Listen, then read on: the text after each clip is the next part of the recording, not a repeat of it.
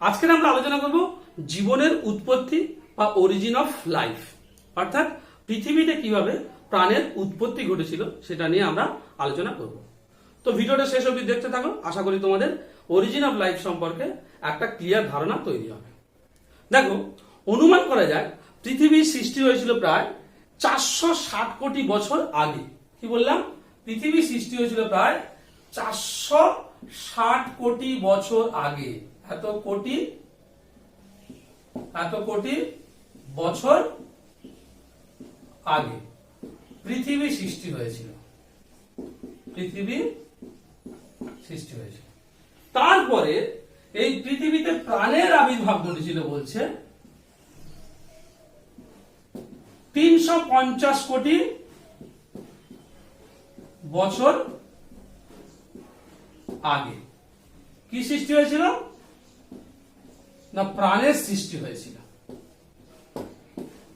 তো এই যে টাইম পিরিয়ড, মানে 460 কোটি বছর আগে পৃথিবী সৃষ্টি হয়েছিল, তারপরে 350 কোটি বছর আগে প্রাণের সৃষ্টি হয়েছিল, মানে প্রায় 100 কোটি বছর পরে প্রাণের সৃষ্টি হয়েছিল। তো এই সময় কি ঘটেছিল বা কিভাবে প্রাণের সৃষ্টি হয়েছিল আমরা কিন্তু কেউ জানি না। তবে এটা নিয়ে বিভিন্ন বিজ্ঞানীদের মহলে বিভিন্ন মতামত আছে। তবে আমরা সায়েন্টিফিক্যালি একটা অনুমান বা বোঝার চেষ্টা করব যে এইভাবে প্রাণের সৃষ্টি হতে পারে। তো চলো আলোচনা শুরু করা যায়। বলছে যখন পৃথিবী সৃষ্টি হয়েছিল তখন কিন্তু পৃথিবী ছিল একটা জ্বলন্ত গ্যাসীয় পিণ্ড। কি বললাম? জ্বলন্ত গ্যাসীয় পিণ্ড। এবং পৃথিবীর তাপমাত্রা ছিল তখন প্রায় 5000 ডিগ্রি সেলসিয়াস থেকে 6000 ডিগ্রি সেলসিয়াস টেম্পারেচার ছিল। তো এই সময় তখন কি পৃথিবী একটা পুরো আগুনের গোলা। তারপরে কি হচ্ছে? আস্তে আস্তে তাপ বিকিরণ হচ্ছে। যত তাপ বিকিরণ হচ্ছে পৃথিবীটা তত আস্তে আস্তে ঠান্ডা হচ্ছে। তো তখন এই পৃথিবীর আবহাওয়া মণ্ডলে অনেকগুলো মৌলিক গ্যাস ছিল। সেই মৌলিক গ্যাসগুলো কি হয়? নিজেদের মধ্যে আস্তে আস্তে জমাট বাঁধতে থাকে। তো বিভিন্ন কারণে জমাট বাঁধতে পারে। এক, ঠান্ডা হওয়ার জন্য জমাট বাঁধতে পারে। 2 নম্বর হচ্ছে তখন কি হচ্ছে? বিভিন্ন রকম মহাজাগতিক রশ্মি ছিল, অতি বেগুনি রশ্মি ছিল, তারপর বিদ্যুৎ স্ফুরণ হতো। এই বিভিন্ন কারণে কি হচ্ছে? মৌলগুলো নিজেদের মধ্যে একটা জমাট বাঁধতে শুরু করেছিল। তো কোন কোন মৌল আমাদের প্রাণের সৃষ্টির জন্য দায়ী সেই সব মৌলগুলো নিয়ে আমরা মোটামুটি আলোচনা করব। তো কি কি প্রাথমিক অবস্থায় মৌল ছিল ধরে নেওয়া যায়? তখন ছিল কি? কার্বন, হাইড্রোজেন, অক্সিজেন, নাইট্রোজেন, এগুলো সব কিন্তু মৌল। বলছে এই মৌলগুলো নিজেদের মধ্যে বিক্রিয়া করতে শুরু করলো। করে কি তৈরি করছে? না, কার্বন আর অক্সিজেন যুক্ত হয়ে তৈরি হচ্ছে কি? না, carbon die oxide.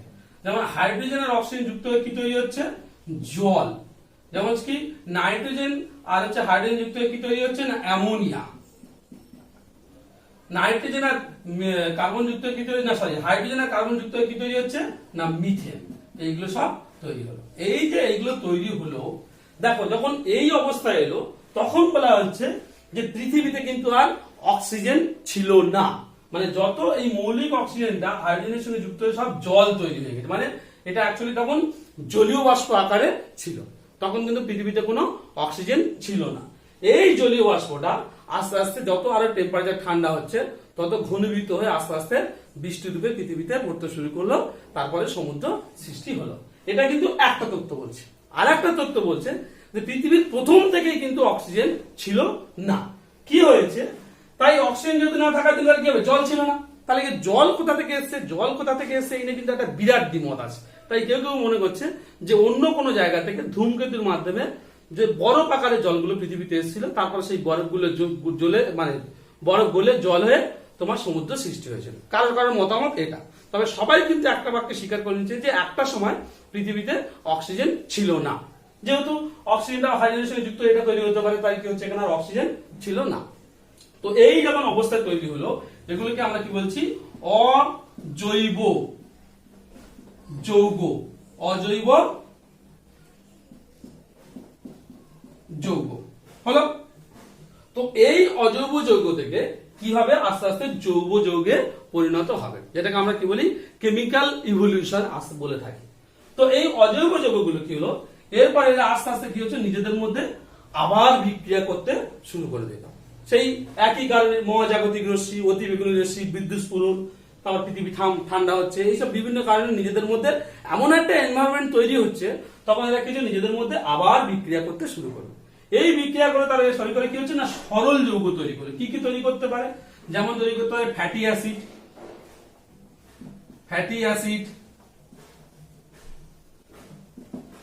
Amino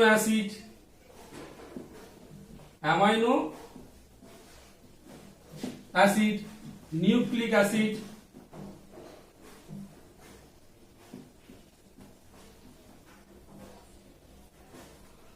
nucleic acid এখানে হবে না, ফ্যাটি অ্যাসিড, অ্যামাইনো অ্যাসিড, তারপর হচ্ছে শর্করার যে ছোট অংশ গ্লুকোজ বলতে পারি আমরা, গ্লুকোজ, আর হচ্ছে পিউরিন,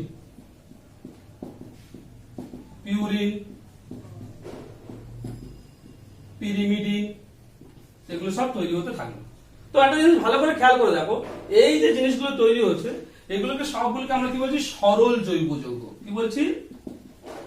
সরল জৈব যৌগ।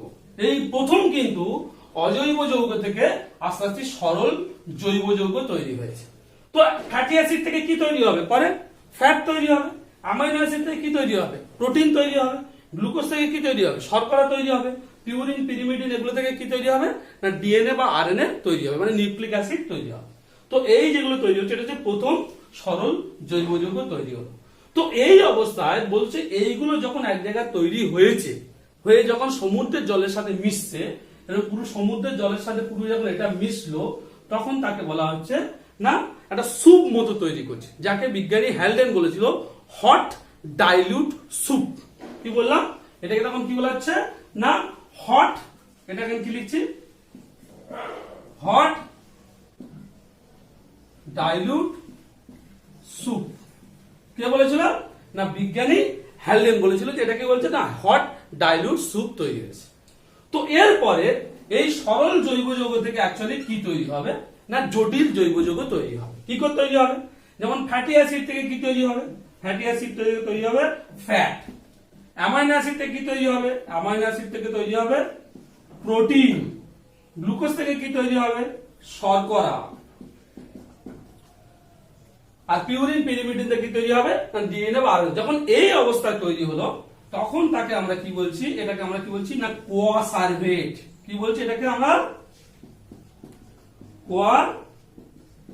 কোয়াসারভেট।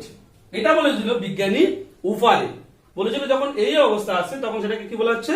না কোয়াসারভেট। যার মধ্যে কি আছে? না প্রোটিন হচ্ছে বেশি পরিমাণে আছে, শর্করা আছে ও ফ্যাট আছে। এটা কি? এটা একটা কলয়েড গঠন করছে। কি রকম? এই স্ট্রাকচারটা যদি আমি আগে কি রকম দেখতে পাবো? না এরকম একটা কলয়েড গঠন করছে, এরকম কলয়েড গঠন করছে, যেটাকে আমরা কি বলছি? না কোয়াসারভেট। এর কিন্তু কোনো পর্দা নেই। কি বললাম? এর কিন্তু কোনো পর্দা নেই। এই কোয়াসারভেট যখন একটা পর্দা দ্বারা আবৃত হবে, যেই পর্দাকে আমরা কি বলছি? যে লিপিড মেমব্রেন। কি বললাম? লিপিড পর্দা। এই লিপিড পর্দা দিয়ে যখন এটা আবৃত হবে হয়েছে, তখন সেই অবস্থায় আমরা কি বলবো? না প্রোটোসেল। কি বলছি? তখন তাকে আমরা না প্রোটোসেল, তখন তাকে আমরা বলছি কি? না প্রোটোসেল। তো এই যেটা হচ্ছে এটাকে বলা হচ্ছে যে প্রাথমিক কোষ। যখন প্রোটোসেল অবস্থায় এলো তখন কিন্তু এই যে পিউরিন, পিরিমিডিন ছিল এখান থেকে তৈরি হলো কি? না আরএনএ। প্রথমে তৈরি হয়েছে আরএনএ। যখন এই আরএনএ প্রথমে তৈরি হয় তখন এটা কিন্তু বলা হয় আরএনএ ওয়ার্ল্ড। এই আরএনএ তৈরি হওয়ার পরে এই আরএনএ থেকে পরে তৈরি হলো কি? না আরএনএ থেকে পরে তৈরি হলো ডিএনএ। কি বলছি? আরএনএ থেকে পরে তৈরি হলো ডিএনএ, ডিএনএ থেকে প্রোটিন, আবার ফের আরএনএ থেকে আরএনএ এনজাইম তৈরি হলো। এনজাইম তৈরি হওয়ার পরে কোষের সমস্ত কার্যক্ষমতা শুরু হলো। তখন কি করলো? এই কোষের হচ্ছে ক্ষমতা হলো কি? প্রতিলিপি গঠন করা। প্রতিলিপি গঠন করা। তখন এর কিন্তু এই ক্ষমতা চলে এলো কি? না প্রতিলিপি গঠন করা, তখন এর ক্ষমতা চলে এলো। হলো? তো এই অবস্থায় যখন চলে এলো তখন আমরা একে কি বলছি? না প্রোটোসেল। এই প্রোটোসেল থেকে এবার আস্তে আস্তে তৈরি হচ্ছে কি? না প্রাইমারি সেল। এখান থেকে এটা কিন্তু একটা সেলের রূপ, মানে একদম এক্সাক্ট সেল নয়, বা সেলের রূপ। এর কি কি আছে? না এর লিপিড মেমব্রেন আছে, এর মধ্যে প্রোটিন আছে, ফ্যাট আছে, শর্করা আছে এবং আরএনএ আছে। আরএনএ থেকে আরএনএ এনজাইম তৈরি হতে পারে, ডিএনএ তৈরি হতে পারে। মানে এর কি যে আস্তে আস্তে প্রতিলিপি তৈরি করার ক্ষমতা তৈরি হলো, মানে প্রজনন ক্ষমতা, এক কথা বলতে গেলে না, এর প্রজনন ক্ষমতা চলে এলো। যখন প্রজনন ক্ষমতা চলে এলো, তারপরে এখান থেকে পরে কি তৈরি হলো, পরে এটা তৈরি হলো না প্রিমিটিভ সেল। কি বলছি, পরে এই যে অবস্থা তৈরি হলো, তা হচ্ছে আরএনএ আছে, পরে ডিএনএ আছে, এখান থেকে সবকিছু তৈরি। তাহলে কি বলছি আমরা প্রিমিটিভ সেল বা হ্যাঁ প্রিমিটিভ সেল বলে থাকি। এই প্রিমিটিভ সেল বা একে আমরা কি বলি না ভাইরাসের আগের অবস্থা, প্রো ভাইরাস বলি, বা এটাকে আমরা বলতে পারি প্রিমিটিভ সেল তৈরি হলো। এই প্রিমিটিভ সেল এরপরে এখান থেকে অ্যাকচুয়ালি তৈরি হচ্ছে কি না প্রো ভাইরাস। কি বলছি না প্রো ভাইরাস তৈরি হলো। এই প্রো ভাইরাস থেকে তারপরে কি তৈরি হবে, এখান থেকে তৈরি হচ্ছে কি না ভাইরাস। ভাইরাস তৈরি হলো। তাহলে প্রো ভাইরাস থেকে পরে কি তৈরি হলো, ভাইরাস তৈরি হলো। এবার ভাইরাস থেকে তারপরে এখান থেকে কি তৈরি হবে না প্রোক্যারিওটিক কোষ। কি বলছি প্রোক্যারিওটিক কোষ, প্রোক্যারিওটিক কোষ তৈরি হলো। তারপরে এখান থেকে কি তৈরি হচ্ছে না ইউক্যারিওটিক কোষ।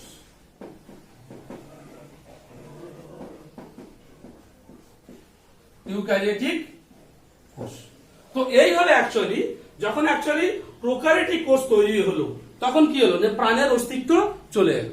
তারপর এখান থেকে ইউক্যারিওটিক কোষ তৈরি হলো, মানে আরো উন্নত কোষ তৈরি হলো, তারপরে উন্নত জীবদেহ তৈরি হলো।